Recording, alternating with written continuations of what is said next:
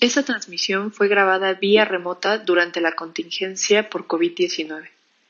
Le pedimos a nuestro auditorio su comprensión por cualquier falla que pueda presentarse en el audio o en la continuidad de este episodio. Por favor, quédense en casa. Laika Notebooks. No todos los círculos son redondos.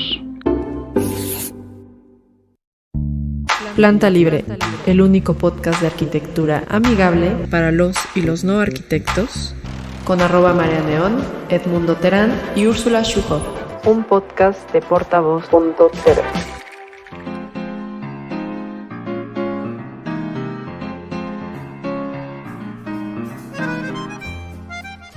Hola amigos, bienvenidos de vuelta a su podcast favorito para los y los no arquitectos, Planta Libre. Yo soy @MariaNeón. Yo soy Fer Arriola. Y pues bueno, Edmundo no nos va a acompañar el día de hoy. Le mandamos un saludo a Ursulup, que bueno, ha andado como con temas de trabajo y nos tiene un poquito olvidados, pero hoy es 29 de octubre, sí. Hoy es 29 de octubre y su cumpleaños es el 31, entonces pasen por sus redes, @Ursulup, déjenle unas felicitaciones y hagamos un Úrsula vuelve, por favor, para que ya nos acompañe al menos alguna ocasión.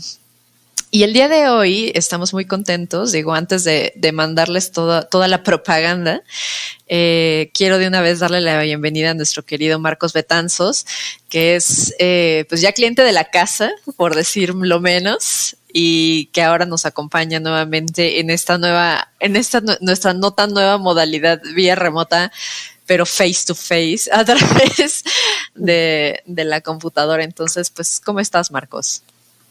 Muy bien, muchas gracias. Pues muy contento de estar por acá, vernos de nuevo, por lo menos a través de una pantalla, después de muchos meses y bastantes episodios del podcast. Que bueno, esto no quiero ventilar a Marcos, pero sí, porque cuando estábamos poniéndonos de acuerdo, me dice, ¿cómo va a ser en vivo? Ya no solamente es en el podcast. Y yo, no, también ya tenemos en vivo. Entonces, si ustedes nos están escuchando a través de Spotify, recuerden que tenemos nuestro canal de YouTube. Entonces, ahí nos van a poder ver y escuchar e interactuar con nosotros. Ya saben que abrimos como el micrófono para todos ustedes, amigos. Entonces, pues bueno, si están escuchando esto diferido a través de Spotify o de cualquier servicio de podcast de su preferencia, pues bueno, conéctense, suscríbanse, que es muy importante y valioso para nosotros y poder llegar a más personas, pero también les va a llegar una notificación de cuando entremos en vivo y podrán pues interactuar con el invitado y con el tema que vamos a platicar. Ya saben que nos pueden seguir en nuestras redes, en Instagram como @plantalibre.podcast, en Twitter como @plantalibre_. Tenemos Facebook también como siempre, que ese pues luego tiene como menos movimiento, pero bueno, ahí también andamos al pendiente. Y sobre todo, pues si les gusta nuestro trabajo, quieren apoyarnos, pues pueden suscribirse a Patreon a través de patreon.com/plantalibre para mantener y todos los demás programas gratuitos. Ahora sí. Pues bueno, pues vamos a comenzar, Marcos. ¿Cómo te pintó la pandemia? Cuéntanos un poquito más. ¿Cómo ha estado fundamental? La pandemia, creo que fue yo creo que un proceso bastante interesante como de reflexión, como de cuestionarse muchas cosas y de cuestionarse de verdaderamente cosas que tienen que ver con la parte de cómo hacemos a lo mejor nuestro trabajo, cómo estamos viviendo, a qué le das prioridad incluso, ¿no? Desde el lugar en donde vives, cuáles son las cosas que realmente quieres tener cerca o no. Incluso las personas, ¿no? Las personas que sí te hacen, o sea, como que necesitas convivir con ciertas personas, intercambiar, hablar. Y creo que el otro gran reto es que nos hizo aprender de forma distinta y enseñar de forma distinta, ¿no? Para los que estamos en la academia, creo que fue también un acelere como de una década o más, ¿no? Que nos estaban diciendo desde hace mucho tiempo que había que actualizarse y que había que, no sé, que siento que fue una brecha desde la parte académica bastante interesante y pues todo fue como dicen, todo fue tan repentino y tan abrupto, ¿no? Que de repente pues nos tocó improvisar y sobre eso ir mejorando, ¿no? Y en la oficina, pues muy contentos. La verdad es que fue una pandemia que creo que,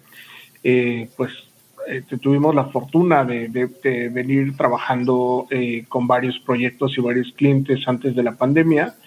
Justo llegó la pandemia y bajó la cantidad de trabajo, pero en ese proceso nosotros como que veníamos muy encarrerados. Y aunque hubo como cierta incertidumbre, porque justo parte de nuestro trabajo, una parte de nuestro trabajo justo es el tema y el diseño de restaurantes, justo uno de estas partes fue como lo que separó, ¿no? O sea, y entonces ahí fue como complicado entender cuánto de eso iba a tardarse. Sinceramente creo que pensamos que iban a ser unos 3 meses. Después siguió, y luego, no sé, como al mes 4 nos dijeron, pues este año ya no va a haber nada de proyectos. Y por fortuna seguimos la inercia y actualmente pues, seguimos trabajando, ¿no? Seguimos con Fundamental, hicimos algunos proyectos durante la pandemia, nos llamaron para otras cosas, siempre las colaboraciones son como parte de nuestro motor. Y pues por fortuna no paramos, que eso no solamente no paramos, sino que nos mantuvimos y seguimos ahí pedaleando, ¿no? Ay, pues sí es como muy, es interesante cómo cada quien lo hemos vivido y de pronto ha sacado muchas facetas de nosotros mismos, ¿no?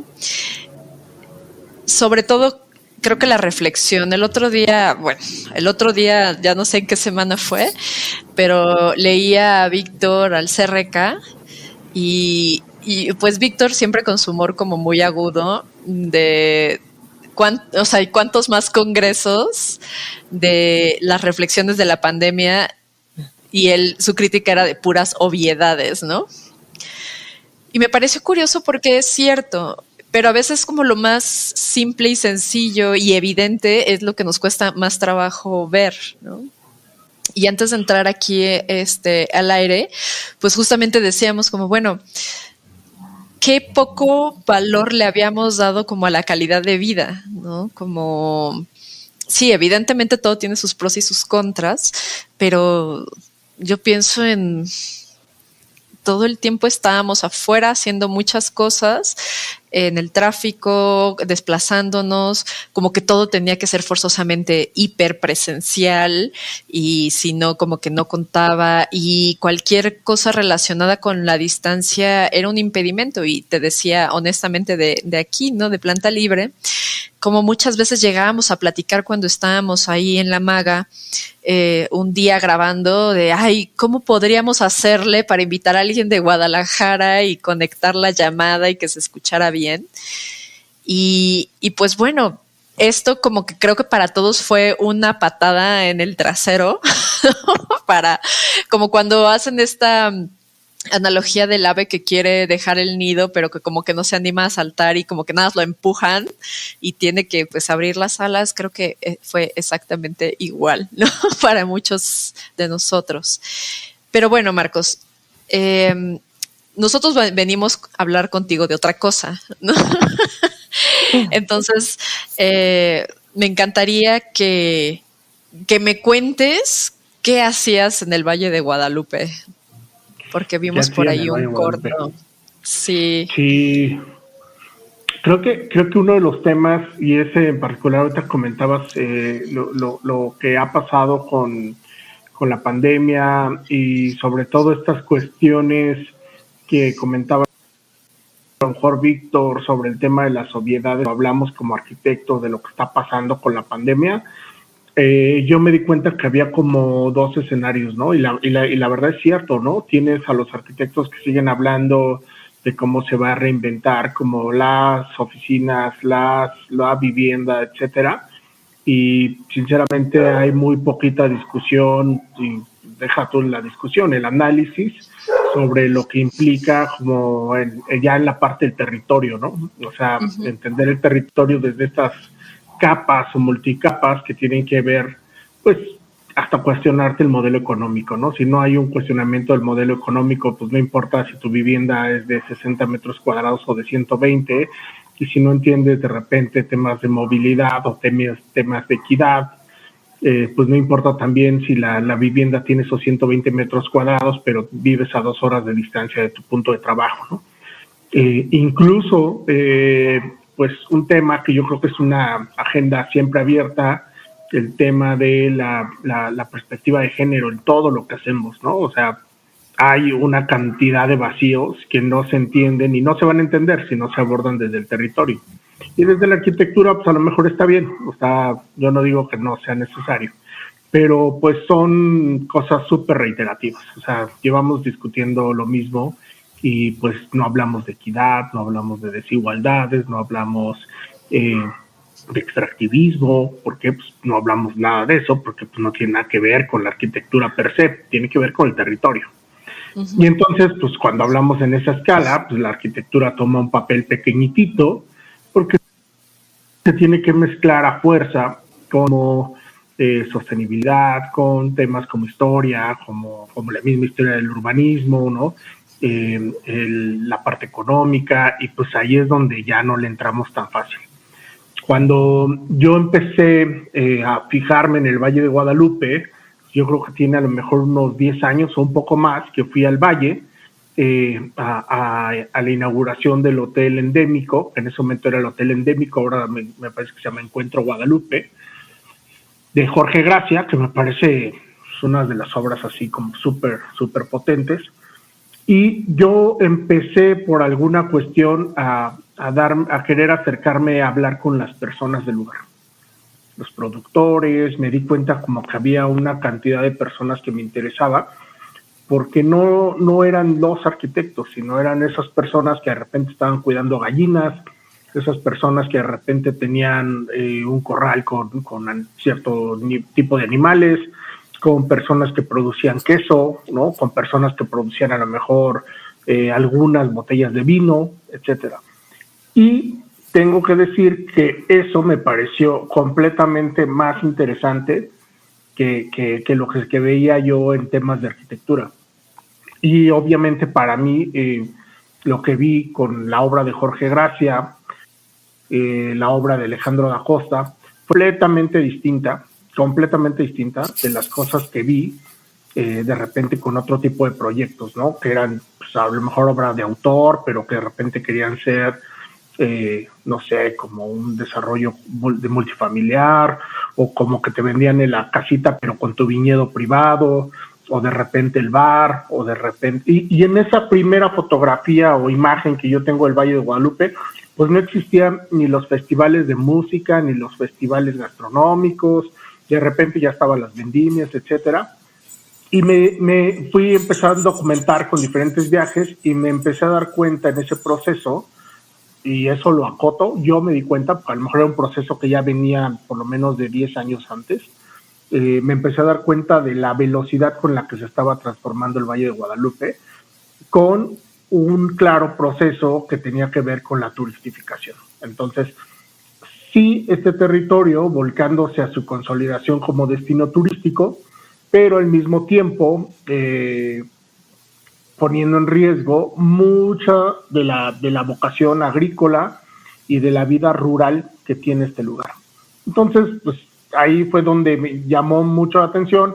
En su momento hablé con Alejandro Cabrera, de Justo de la Maga, con quien había hecho también el proyecto de Bordo 100 y el cortometraje, y empezamos a ir a hacer unas entrevistas, empezamos a grabar, nos lanzamos al Valle de Guadalupe, y fueron acercamientos que tuvimos para ir a documentar en ese momento cuál era la voz de estas personas, porque se enfrentaban a temas como las sequías, temas como el cambio de uso de suelo y temas como el manejo de agua.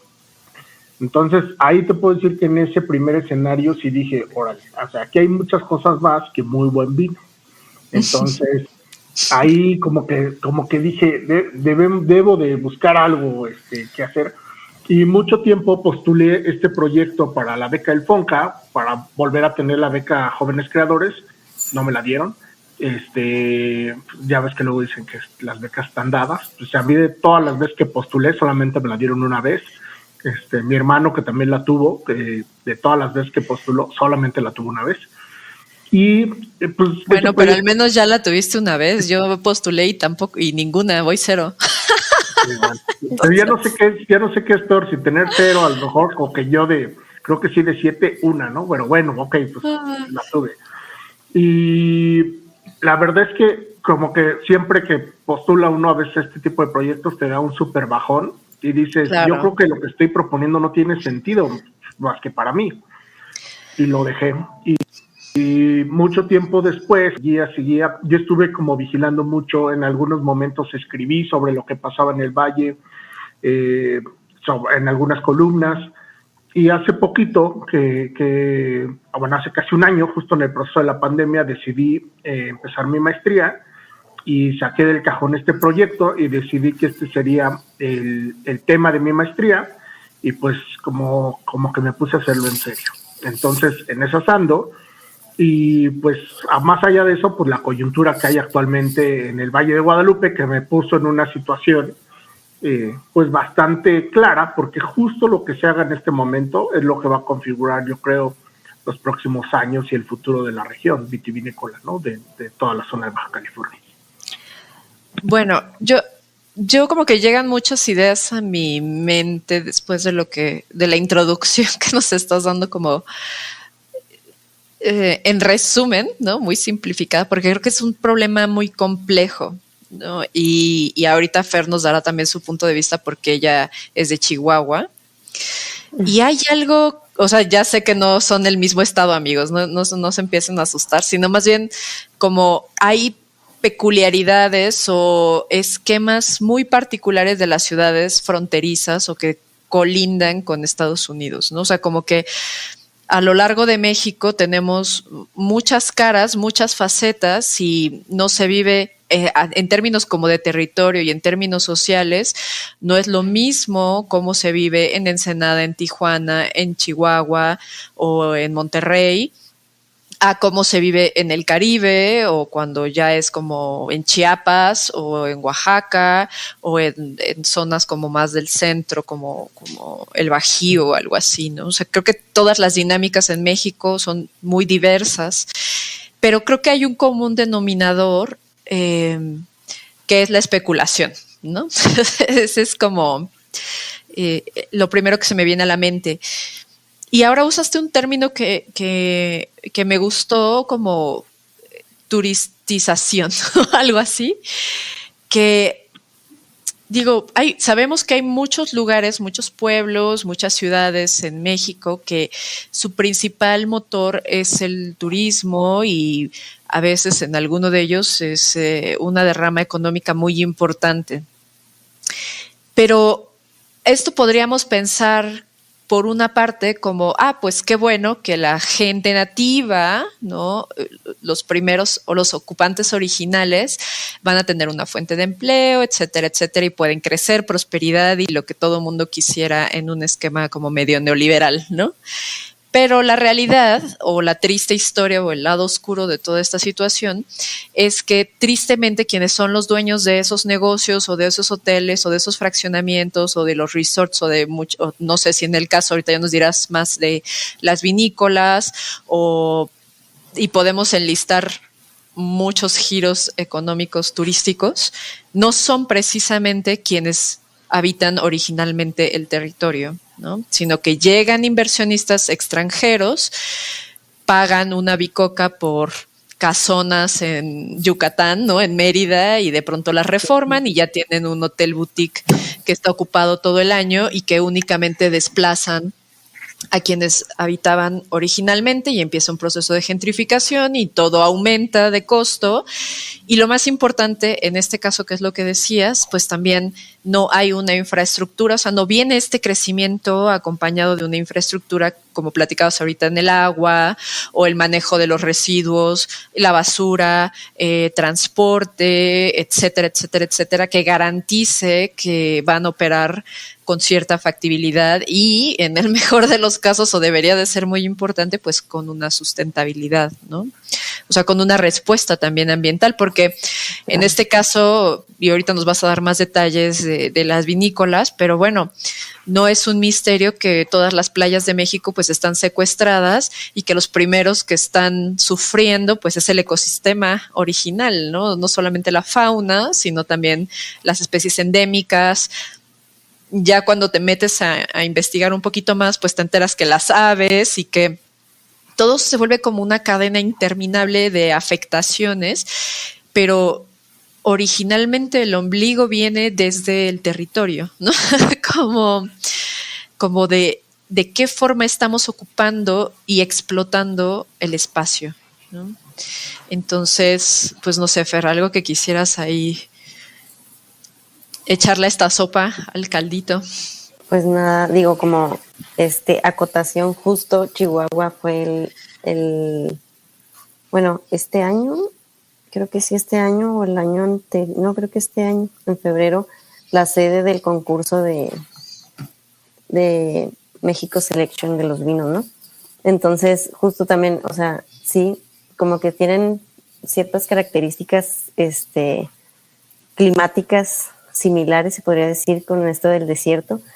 Y no sé, veía el video que hiciste y me parece, o sea, me parece increíble que sucedan, digo, que puedan hacerse como todas estas cosas y nadie, pues no sé, digo, no creo que nadie, ¿verdad? Porque tú estás haciendo algo y hay gente que está como interesada en proteger estas áreas, pero no, como que está muy ahí, como muy oculto, ¿no? O sea, como que no se divulga o no hay, o no somos nosotros interesados en nuestro ecosistema, no sé, o sea, me causa como una incertidumbre ese tema y no sé qué, o sea, en la posición en la que estamos, qué podemos hacer como al respecto, aparte de la difusión, o sea. Yo creo, Fer, que una de las cosas así como súper importantes que ha pasado es que, y yo creo que ha pasado con la pandemia, pero sobre todo con la manera en cómo comunicamos hoy las cosas y cómo accedemos a la información, es que cada vez más buscamos estos canales en donde nosotros encontremos información que nos relacione con las preocupaciones que tenemos, ¿no? Ya no son como los mismos canales de antes, ¿no? Se han ido cambiando. Y en el tema que comentas un poquito, tiene que ver, yo creo, con un consumo responsable, no solamente del vino, sino de los mismos, de nuestra actividad como turistas, ¿no? Uh-huh. Y tiene que ver sobre todo con que, por lo regular, y ahí hay un punto importantísimo que aclarar, justo la diferencia como de este concepto de actividad turística o del turismo, con la turistificación, tiene que ver con esa cuestión, ¿no? Y lo dicen de repente, el viajero, ¿no? El viajero vive y consume la comida del lugar y la comida del pueblito y se mueve con el señor que tiene ahí una camioneta y come en la comunidad y compra con los artesanos, etcétera, y se mueve ahí, los recursos se quedan ahí, ¿no? Y de repente el turista no, el turista pactó, viene de Los Ángeles o de cualquier otro estado, o del estado de la República o de cualquier otra ciudad del mundo, viene y ya pactó a la Ciudad de México un viaje, alguien que lo recibe en el aeropuerto, alguien que lo recibe no sé dónde, y ese dinero nunca llega, por ejemplo, a la comunidad. O sea, nunca comen ahí, ¿no? Comen a lo mejor en otro lugar, comen en un hotel o comen en un restaurante. Esa parte de esa derrama nunca se ve. Entonces hay una diferencia como muy grande, si lo vemos como el tema de la responsabilidad individual, entre ser turistas y ser viajeros. Uh-huh. Y luego, si lo vemos con el impacto en el tema del territorio, la turistificación sobre todo tiene como esta lógica de que todo este escenario está configurado para lo que tú ya tienes como expectativa encontrar en un determinado lugar. Entonces, por ejemplo, en el video comenta como de manera irónica, pero no tanto, esta idea de, bueno, pues entonces nos vamos a disfrazar de uva, ¿no? Porque justo es eso, lo que de alguna manera espera el turista, ¿no? Pues quiero hacer esto y ahora quiero tener más elementos para que me permitan subir una selfie al Instagram, ¿no? Si quiero tener, no sé, más viñedos y ahora con albercas y ahora con un campo de golf y ahora con un foro de conciertos. Es decir, todo esto va como transformando o modelando el territorio, las actividades de la comunidad, los usos, las asociaciones que tiene la comunidad, de tal manera en que busca satisfacer al turista. Claro. Y aparte, en eso hay una depredación, justo hay una depredación de la comunidad, de sus medios, de sus vínculos sociales, de su cultura, de su idea, porque se impone tanto lo que se espera modelar, que llega un momento en el que todo, como decía Marlene, con esta parte de, llega un momento en que esa actividad económica les da tanto auge que entonces todas las acciones se modelan para satisfacer la acción económica. Y entonces ahí vendría otro tema importante que vale la pena como entender, pues que este tema del turismo genera crecimiento. Ese crecimiento económico puede tener como un tope muy corto y muy alto y muy rápido, pero el crecimiento económico no es lo mismo que el desarrollo económico, ¿no? Y el desarrollo económico pacta en el futuro, en la conservación del ambiente, en la conservación de la configuración social, ¿no? En la configuración del territorio. Entonces, cuando vemos como este manglar ahí o esta playa de conceptos, pues también podemos ir empezando a decir, oye, pues sí es cierto, o sea, ¿cuántos de estos pueblos mágicos del país están volcados hacia el turismo? Y lo que pasa después de ese polígono, que es un pueblo mágico, es justo desigualdad, justo expulsión de la comunidad originaria, justo segregación. ¿Y por qué? Pues porque básicamente la catalogación del escenario como pueblo mágico se reduce a un polígono y fuera de ese polígono no adquiere el mismo valor. Entonces, ahí un poquito son esas cosas que yo ahora obsesionado con analizar, porque pues lo vemos mejor en Tulum, ¿no? Pues ahorita comentábamos también de las playas, ¿no? Tulum es el caso perfecto. Y pues el primer escenario que puedes encontrarte en Tulum es que quieras rentar un hotel o quieras ir a comer a algún lugar, etcétera, y te des cuenta que todo eso está diseñado para un mercado muy específico que no es el mercado nacional. Claro. No te lo dicen, pero hay una exclusión de ese territorio en el que tú, podríamos decir el 70 o a lo mejor más del % del país, no está en ese panorama de ese destino. Sí, no te Creo que es interesante porque el Caribe es un fenómeno muy, o sea, no es nuevo porque tiene al menos 20 años, 25 años que ha habido como mucha especulación y se ha desarrollado, pero antes de Tulum fue Playa del Carmen y antes de Playa del Carmen fue Cancún y ahorita ya lleva unos años la pelea en Holbox y etcétera, etcétera, ¿no? Pero fíjate que una amiga mía vive en Playa del Carmen, que le mando un saludo a Adriana, y ella me decía como, güey, es que yo no es como que sienta que vivo en México, ¿no? Y eso es gravísimo. Muchos lugares tú andas ahí viajando y ya cobran en dólares. Y pareciera que no es importante, pero fundamental, o sea, como que en las raíces y en el core de las cosas es muy grave, ¿no? Porque esta cuestión que peleamos, que la soberanía, que la autonomía, que etcétera, etcétera, digo, la conquista viene desde otros aspectos, ¿no? No solamente decir como seguimos manteniendo, conservando nuestro territorio, sino el territorio también deviene de las tradiciones, del lugar, de las redes y la construcción del tejido social.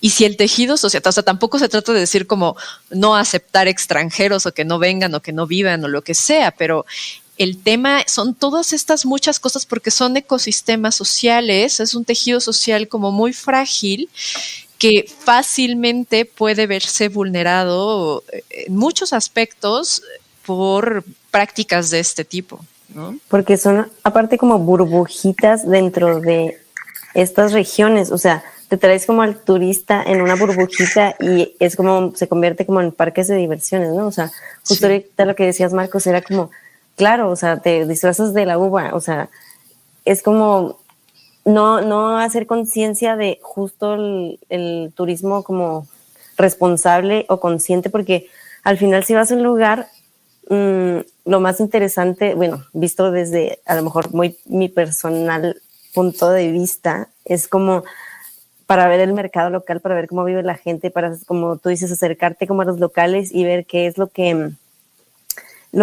viven, cómo se vive, qué es lo que hacen, qué es lo que comen, ¿no? O sea, y no como estas, justo sí, como burbujitas que se van haciendo. O sea, por ejemplo, en Tulum, lo que dices, o sea, vas y no vas a una playa abierta al público, sino vas a una burbujita donde tienes una jungla fabricada y tienes cobro en dólares y todo está hermoso y precioso, pero no sabes qué es lo que pasa allá afuera. O sea, y pues no sé, es como súper triste porque creo que se podría manejar, digo, obviamente todo es dinero, ¿no?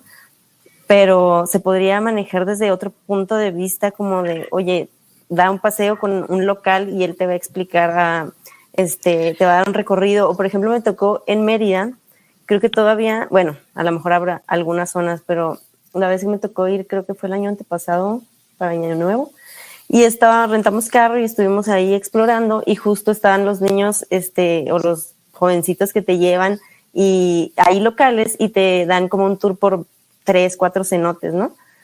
Y es súper lindo porque ellos, o sea, de lo más natural nos fuimos y nos metimos a uno y luego mira aquí esta tierra y te la pones y no sé qué te exfolia, o sea, es súper bonito porque estás compartiendo con ellos, te están explicando desde el punto de vista de una persona que nació y creció ahí y estás como ayudando ahí sí llega como esta parte, ¿no? Como muy a los locales.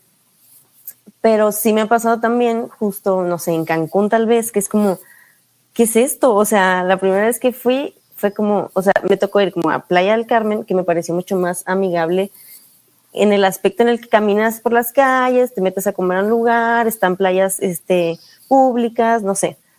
Y luego está esta otra parte de Cancún, que es un andador hecho exclusivamente para turistas y sobre todo extranjeros. Y esta parte también nocturna de que vas y todo el mundo, todo es ruido, todo es fiesta. Entonces es como, esto es Cancún, o sea, sí es súper triste. Y ahí es donde yo creo que vale la pena como preguntarnos, ¿no? O sea, ¿qué es como el lugar que visitamos y cuáles son las razones por las cuales lo visitamos?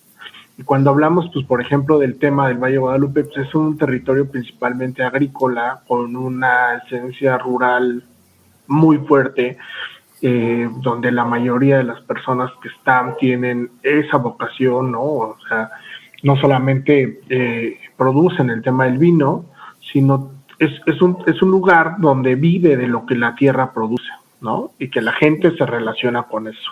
Entonces, yo siento que como el gran compromiso, y eso es algo que se ha abordado ahora que he estado investigando varias cosas, como en las últimas décadas, cuando he visto cómo ha ido evolucionando lo que se ha escrito sobre el Valle de Guadalupe en particular, te vas dando cuenta cómo cambió el escenario, ¿no? Como de empezar a ver su vocación agrícola, de empezar a analizar cómo se iba a consolidar como una zona industrial, hasta que empiezas a ver de repente ahora cómo se consolida, pero cómo se estructura la región, ¿no? Cómo económicamente se organiza, y de repente empiezas a ver cómo ya ahora el tema es el turismo, cómo se consolida como un destino turístico, y por lo menos en los últimos 15 años lo que empieza a escribirse es todo el tema incluso legal para poder controlar y respetar los usos de suelo,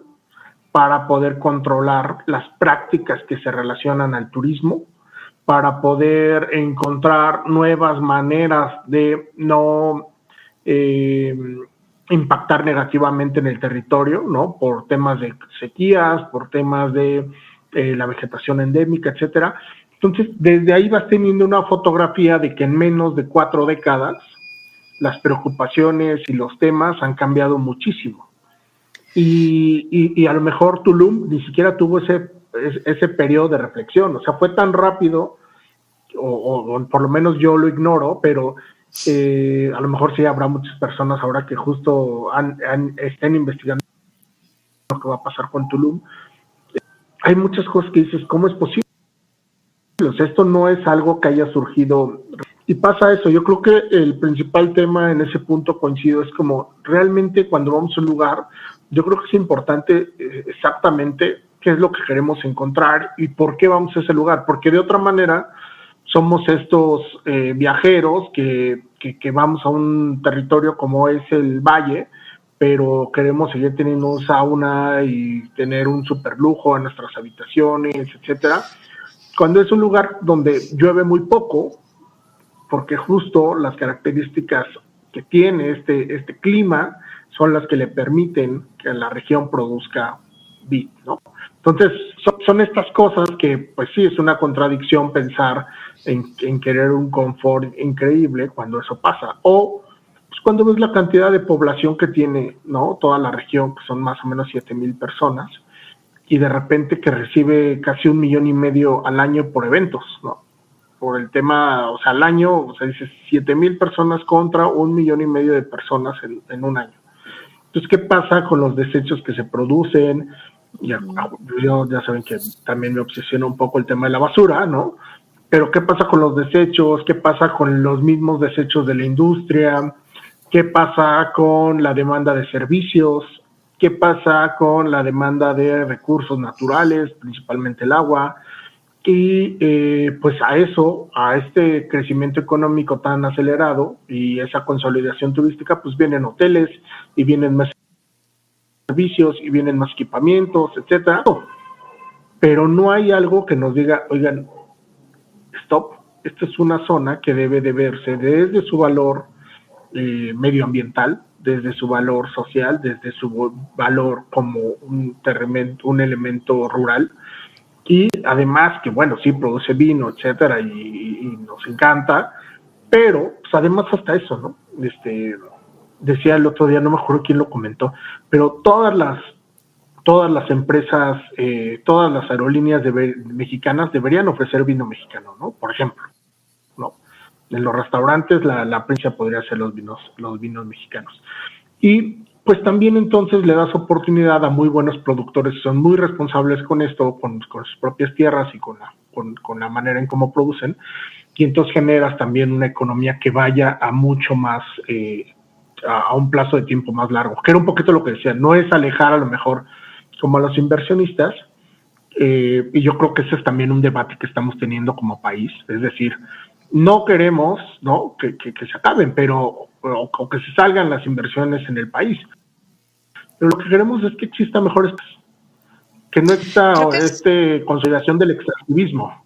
Y sí, pues entonces yo no he visto algún medio que nos hable como de qué es el extractivismo y cuáles son sus consecuencias, ¿no? Pero si nos hablan de, es que van a desalentar la inversión económica. Bueno, pues si nos ceñimos a lo meramente económico, pues lo más seguro es que tengamos lo que nos pasó con el petróleo, ¿no? Unas décadas de un boom económico increíble, y después cuando el mercado te dice, oye, tu mercancía ya no vale lo mismo y hay de más, pues entonces viene una crisis enorme para ti. Entonces, esas son las cosas que hay que de repente poner en la baraja, ¿no? Sí, es que son muchos temas.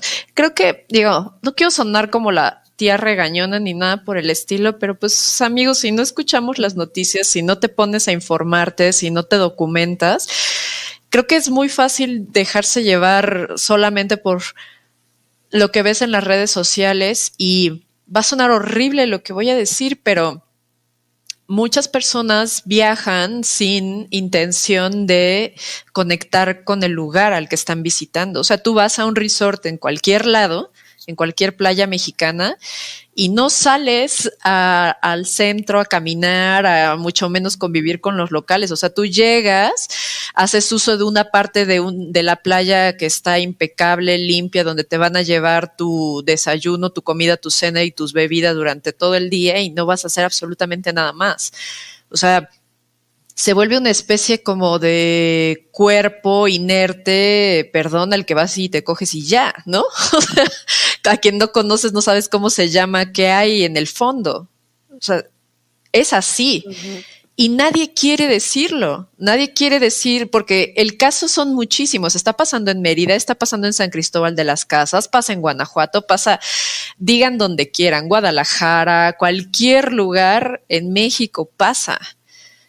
Porque lo único que importa es decir, bueno, estoy en el Caribe porque la playa es espectacular, pero no me doy cuenta que atrás están destruyendo los cenotes porque cada vez que construyen un nuevo desarrollo, la vibración está destruyéndolos, ¿no? Entonces, si no, y esto deviene como en muchas capas muy profundas, ¿no? Como desde la demanda de los servicios, desde cómo consumimos, cómo estamos consumiendo en general, ¿no? E insisto, no se trata de tomar posturas de ya nadie coma carne nunca más, ya, o sea, pero sí es pensar como ¿por qué se produce, por qué se sobreproduce comida? Porque la demanda es así de voraz. ¿Cuánta comida se desperdicia, no? Entonces, lo mismo sucede con los lugares. O sea, si yo solamente quiero ir, bajarme del avión, entrar en una camionetita de aire acondicionado y meterme en otro lugar con aire acondicionado y solo que me dé calor de camino a la playa, digo, o sea, también es muy respetable cómo cada quien quiera conocer, ¿no? Pero evidentemente no hay una conexión con el lugar, no hay un interés por saber el lugar y entonces, ¿qué pasa? Los lugares solo se prostituyen y se extrae y se explotan, ¿no? O sea, eso es lo que pasa. Ajá, o más allá del interés, al menos respeto, ¿no? O sea, a lo mejor yo no voy a querer ir a mezclarme con la pipitilla, pero un respeto de saber qué es lo que estoy haciendo, o sea, una decisión consciente de decir, estoy aquí y esto sucede alrededor y bueno, voy a decidir quedarme en este hotel cómodo, pero estoy consciente de que estoy en este lugar donde sucede esto alrededor, donde hay estos recursos, donde hay esta cultura y hacerlo consciente, ¿no? O sea, pues sí. Sí, es que yo creo que depende justo de ese proceso como de concientización, ¿no? Pero el otro también depende de verdad de cuestionarnos, como dicen, no solamente cómo consumimos ni qué hacemos, a lo mejor cuando vamos a un lugar, sino de entender que sí tenemos responsabilidad. O sea, sí somos responsables. A lo mejor en una escala pequeñita, pero al final esa escala se multiplica, ¿no? Entonces cuando vemos de repente a lo mejor cosas como en el valle, ¿no? Pues por ejemplo, yo lo comentaba el otro día en W Radio con Alejandro Franco, ¿no? Y decía, oye, pues yo hacía un evento en el Valle de Guadalupe, ¿no? Y ahorita que está pasando eso, estoy buscando una nueva sede porque me di cuenta que esto merecía una reflexión. O de repente incluso ahora que hubo un festival de paellas, bueno, pues la gente dijo, oigan, ¿por qué no lo hacemos en Ensenada? Pues ahí está la ciudad, o sea, ¿para qué hacerlo en el Valle, no? Entonces también yo creo que es como bien importante que nos demos cuenta que como sociedad vamos pactando de manera colectiva. Entonces, si bien es importante que tengamos una sociedad como más informada y también como más crítica y más auténtica y más responsable, yo creo que también es meritorio entender que es un proceso en el cual vamos adoptando nuevas prácticas y nuevos modelos. El problema es que muchas veces los problemas crecen mucho más rápido de lo que nosotros le encontramos la solución. Uh-huh. Y hablar de repente de la ciudad, pues justo ahorita con el tema de la pandemia, o sea, había muchísimos temas de abordar sobre el tema del espacio público y su relevancia, y a lo mejor lo ridículo que es tematizar los centros comerciales como espacios públicos. Uh-huh. Sin embargo, vino la pandemia y por lo menos en algo nos inquietó, porque de repente no había esos centros comerciales, y nos dimos cuenta, pues, que la calle, que la plaza, que el parquecito de barrio, uh-huh, sí eran el espacio público, ¿no? Uh-huh. Y pues bueno, pasa ahorita lo mismo con el tema de los restaurantes, ¿no? Ya tomaron la banqueta por el tema de activar la economía, uh-huh, y sí está muy bien, porque mucha gente depende de un negocio como un restaurante, eso es indudable. Sin embargo, la pregunta es, bueno, ¿y hasta cuándo? ¿No? Porque ahora, pues, un restaurante que tenía 50 metros rentados, pues tiene 140 metros ocupados, ¿no? Entonces son cosas que yo no diría de inicio que están completamente mal, pero lo que diría es que la situación, la ciudad, el escenario y los problemas nos van haciendo que nos cuestionamos completamente cuál es el modelo que queremos encontrar. Y donde debemos de converger es futuro, en el decir, oye, bueno, pues yo sí quiero que en 5 décadas el Valle de Guadalupe todavía exista, ¿no? Uh-huh. que la zona rural pues, exista y que respete. Y ahorita, por ejemplo, yo he empezado a encontrar investigaciones que le empiezan a echar ojos, como la próxima zona vitivinícola es Sonora, ¿no? Entonces, bueno, pues para allá vamos, ¿no? Entonces, desde ahorita, ¿qué se puede hacer cuando hablamos a lo mejor? No, esa es una de las cosas que me está tocando a mí analizar y pensar en el tema de la maestría, como desde la ciencia urbana y no desde la ideología, porque pues ahí siempre va a chocar, pero ¿qué podemos encontrar de esos modelos para decir, pues es que lo que está por delante es el futuro, no lo que yo piense, no el poseer la razón? Y eso es como que de las cosas que nos debería de unir, y desafortunadamente pues eso nunca pasa, o por lo menos pasa muy pocas veces, ¿no? Sí, pues sí, yo estoy de acuerdo. O sea, es como, ¿cómo puede ser posible que tantos científicos estén pensando cómo trasladarnos a otro planeta a vivir en lugar de pensar cómo detener la destrucción de este planeta, ¿no? Entonces es un poco lo mismo. ¿Por qué estamos pensando en a qué otro lugar mover la vendimia y el negocio en lugar de pensar en, bueno, ¿cómo puedo reestructurar? Porque si no van a quedar ciudades fantasmas, como lo hemos visto en cientos de películas y libros, ¿no? Que de pronto algo cae en desuso, se pierde la moda y se olvida, y entonces, o sea, destruiste un ecosistema, destruiste a las personas nativas y sus costumbres, sus tradiciones, y lo usaste, y ya cuando no te sirve solo lo desechas y ahí ya se queda como un montón de basura, una pila de edificios sin usar, ¿no? Puras ruinas. Entonces, creo que es un buen momento también para, pues más allá como de solamente reflexionar, sino informarnos, porque hay muchos puntos de vista. Es como todo el tejido que se entrelaza de una perspectiva. No es únicamente como ni el turismo, ni las vinícolas, ni el agua, ni las aves, entonces son muchas cosas simultáneas. Y los actores son muchísimos, ¿no? Exacto. Que se vuelve, eso es lo que vuelve que esto sea muy complejo, pero claro. Creo que del tema lo que está interesante es que, como decía un poco el eslogan del podcast, ¿no?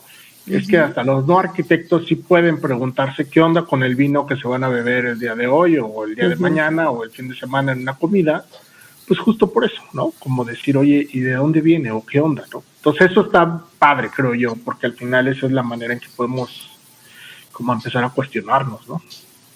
Claro, y a tomar decisiones más responsables. O sea, creo que los que nos están viendo o que escuchen este programa podemos pues empezar a hacerlo y a platicarlo con nuestros conocidos, amigos y familia, como de, oye, la próxima vez que hagan un viaje o que planeen una visita, hacerlo desde esta forma más consciente y preguntarse, como dices, o sea, ¿cuál es el objetivo de mi viaje? O sea, ¿qué busco en este viaje? ¿Por qué? ¿No?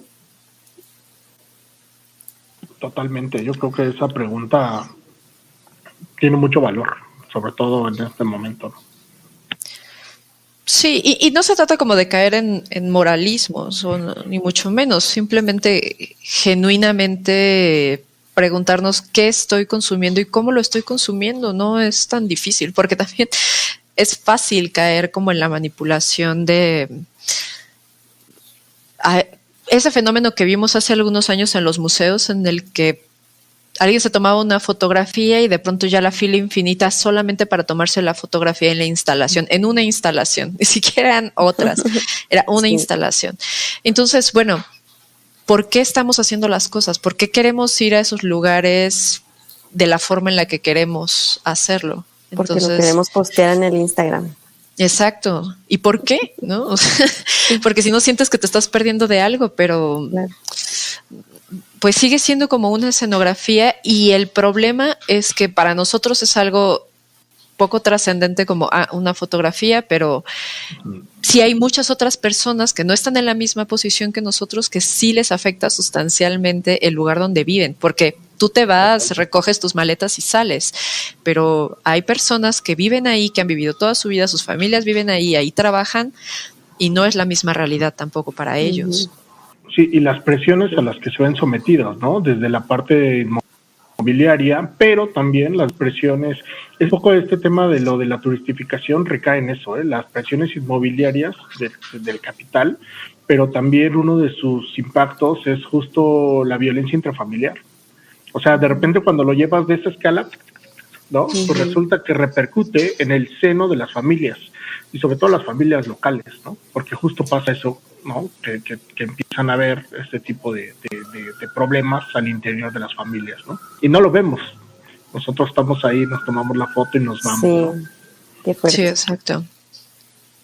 Pues bueno, y entonces, Marcos, digo, ahorita vamos a pasar al final del programa un clip que nos compartiste, con eso vamos a cerrar, pero ahorita este proyecto únicamente lo vas a, o sea, le vas a dar salida en la maestría, ¿tienes planes de hacer algo más con respecto a eso? Sí, la idea es terminar este documental. La verdad es que sí es un proyecto que quiero concluir en eso, pero también a la par de eso, estoy analizándolo desde la maestría justo para hacer una propuesta sobre el territorio, ¿no? Y pues me espera muchísimo trabajo, ¿no? Está muy interesante también como las cosas, estoy muy contento por las cosas que yo también he ido descubriendo y que no entendía a lo mejor el gran mosaico de temas que hay. Pero eso es parte de esto, ¿no? Pero mi idea es terminar este documental y justo se han ido sumando personas apoyando la iniciativa, vinculándose con él, entonces pues, también es un proyecto que espera como ver la luz, ¿no? Para poderlo concluir. Súper. Pues bueno, Marcos, aprovechando, digo, como a colación que toca también como unas de estas aristas que estuvimos platicando, les recomendaría la película Tiempo Compartido de Sebastián Hoffman, ya que será, pues ya tiene unos añitos, creo que es de 2017-18, y justamente se pueden ver como varias cosas de qué pasa detrás de las escenografías de los hoteles y toda esta historia. Entonces, muy recomendado. Y bueno, Marcos, ¿dónde te pueden seguir? ¿Dónde se pueden poner en contacto contigo? Si ustedes tienen alguna forma en la que puedan apoyar al proyecto, pues va a ser más que bienvenida y todos los esfuerzos suman. Claro, y la idea es eso, ¿no? Hacer como de un proyecto personal siempre como un logro colectivo y eso siempre es benéfico para todos. Y me pueden seguir en Twitter, en Instagram, estoy como mbetanzos y en el Instagram también de la oficina es @es_fundamental y en Twitter como @fundamentalmx. Entonces ahí andamos dándole. Y pues un gusto poder compartir y venir, justo lo que decía también Fer, ¿no? Difundir también es contribuir y eso es enorme, ¿no? Es importantísimo. Muchas gracias. Pues gracias a ti. Y me acabo de enterar, bueno, malamente que fotografiaste uno de los proyectos que hice con Alejandra Medina, que ahorita nos mandó saludos aquí del Wine Bar, justo de los vinos. No, sí, justo ahorita estaba viendo también los saludos de Ale. Y sí, fotografiamos el famosísimo Wine Bar ahí en La Juárez. Y vale la pena que lo vean también, que vayan a este lugar que me parece increíble, pero también que justo se involucren como esta parte, que hay detrás de los vinos que consumimos, que hay detrás de los vinos que el país produce o de otras regiones, y que nos cuestionemos que no todo está a la compra de un clic, ¿no? Que eso nos ha mal acostumbrado la pandemia. Hoy todo lo compramos a través de clics, ni siquiera nos preguntamos si este objeto que nos llegó hoy, pues, ¿cuál fue su huella, no? Y me refiero a su huella de carbono, no porque el venga ciclo de vida del mundo. ¿Cuál es su ciclo de vida, no? Incluso a veces te traen unas cosas chiquititas y resulta que viene en una camionetota con 2 personas. Y en una caja de este tamaño y otra dentro y otra dentro y otra dentro, ¿no? Y acabando con los locales y los comercios locales de una comunidad, ¿no? La papelería, la tiendita, la vinatería, ¿no? La librería. Son muchas cosas, la librería, ¿no? O sea, de repente cuando vemos lo que ha hecho Amazon, o sea, que por más que quieras competir, ¿no? Pues está destruyendo, ¿no? Entonces, de repente pensar, bueno, sí, me estoy ahorrando 50 pesos o 100 pesos, sí, pero eso implica que ¿Qué huella estás dejando, no? Estás cerrando. ¿Perdón? ¿Qué huella estás dejando? O sea, puedes cruzar a la papelería y comprar unas tijeras, no sé qué marca, pero no, porque, ay, aquí estoy, qué flojera, mañana me llega en una caja con plástico, pero aparte es la gasolina del transporte, porque no estabas, entonces otra vuelta, o sea, no. Sí, el COVID yo creo que se ha vuelto también el gran escudo de nuestro consumismo, ¿no? O sea, más allá de cualquier otra cosa podemos justificar que porque queremos cuidarnos y todo, pero hoy pensar que cualquier cosa en el mundo la compramos a través de 2 clics, sí. Qué miedo. Quiere decir que por lo menos no entendimos mucho de lo que fue la pandemia, ¿no? Así es. No, pues aprovechando, vayan a su vinatería de confianza, y aprovecho para hacer un shout out a Agave y Uvas, el proyecto que tiene ahí Armando Carranco, que si alguien se ha clavado en la historia de dónde vienen las cosas, ahí está, y luego se lo pueden encontrar y les va a dar una explicación de esa curaduría tan cuidadosa que tiene de pues alcoholes varios. Y además de que vas y te lo explican y te lo saben, ¿no? Eso está súper padre. Exacto, eso está padre. Eso no está en internet. Así es. No queden sus reseñas, amigos. Pues bueno, gracias por acompañarnos. Gracias, Fer. Gracias, Marcos. Y pues los dejamos con este clip y nos vemos prontito. Que pasen feliz Día de Muertos igual. Bueno, que acompañen, que los vengan a visitar, dejen sus ofrendas, coman mucho pan de muerto. Yo soy @marianeon. Yo soy Fer Arriola. Y nos escuchamos prontito. Abrazos. Adiós. Hello.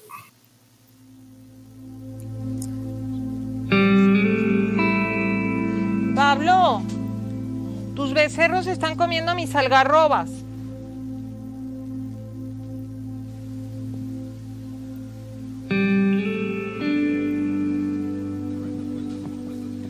Como no hay antecedentes urbanos, los más importantes de Ensenada tienen 120 años, te da una libertad para poder proponer cosas que no estén ligados con ningún lugar. Porque tu limitante pues, es la naturaleza y la sostenibilidad. Es un modelo muy interesante, es un modelo de vinícolas pequeñas, que ya no existe. O sea, la granja pequeña en México no se apoya.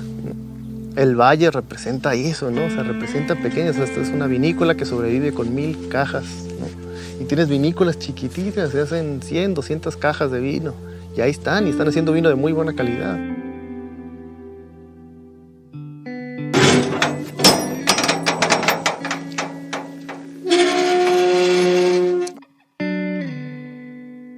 Fue un proyecto innovativo en su momento, o una vez más utilizando material reciclado. Y la creatividad, porque si bien yo conseguí un apoyo del gobierno del estado para hacer esta plataforma de vinificación, nada más era para eso, y Pedro Camarena, que es el arquitecto y que estaba en aquel entonces en la cooperativa, fue el que me convenció de que caváramos una cava más grande que abajo. Con la misma cantidad de dinero dije sí, cómo no. Entonces dijo, vamos usando materiales reciclados y vamos escarbando, y si encontramos granito, pues ya lo hicimos, dejamos las paredes tal cual, no hay que levantar muros ni nada, y vas a ver que si se puede, pues órale. Nos echamos un clavado al agua y se pudo.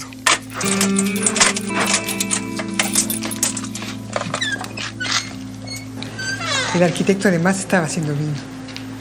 Entonces fue una súper ventaja porque entendía perfectamente las necesidades y las limitaciones.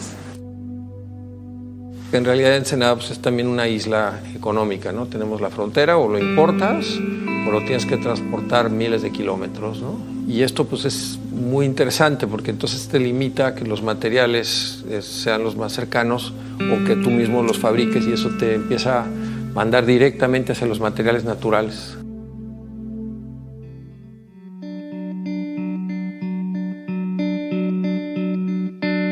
Yo creo que el tema más difícil, y lo estamos pagando y lo vamos a seguir pagando en la región del Valle de Guadalupe, es la improvisación. Por eso es que mientras más proyectos vengan, pues más problemas vamos a tener. Por supuesto, con muchísimas más casas y muchísima más demanda de agua que la que el valle puede sostener. Entonces, para eso tiene que haber reglamentos que protejan el valle. O sea, no se puede hacer esto, sí se puede hacer esto. Si tú vas a construir, tienes que estar en la ladera, no puedes estar en medio.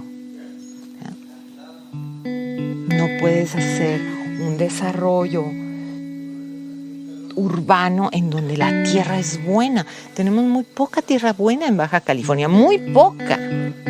Tenemos 4 valles. Los vamos a urbanizar. Pues, o sea, hay que ser un poquito más generosos, ¿no? Pero sí creo que es importante tener una especie de guía, ¿no? O sea, que no se vuelva una especie de Cancún del vino, ¿no? Y tener hoteles aquí, y que te vistas de uva y que la chinga, ¿no? Sino mantenerlo así como... Y pues se vuelve algo... Se pierde la esencia del valle, ¿no? O sea, no lo vamos a cambiar para el turismo, vamos a hacer turismo del que deberíamos hacer siempre en México, es decir, esta es mi casa y te invito a que te sientes, para que la disfrutes tal como es. No voy a poner luces de neón.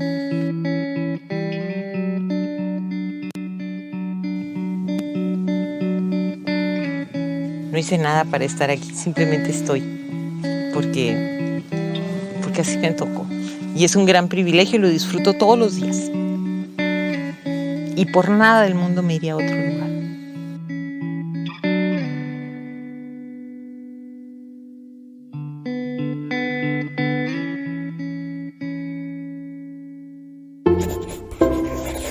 Laika Notebooks. No todos los círculos son redondos.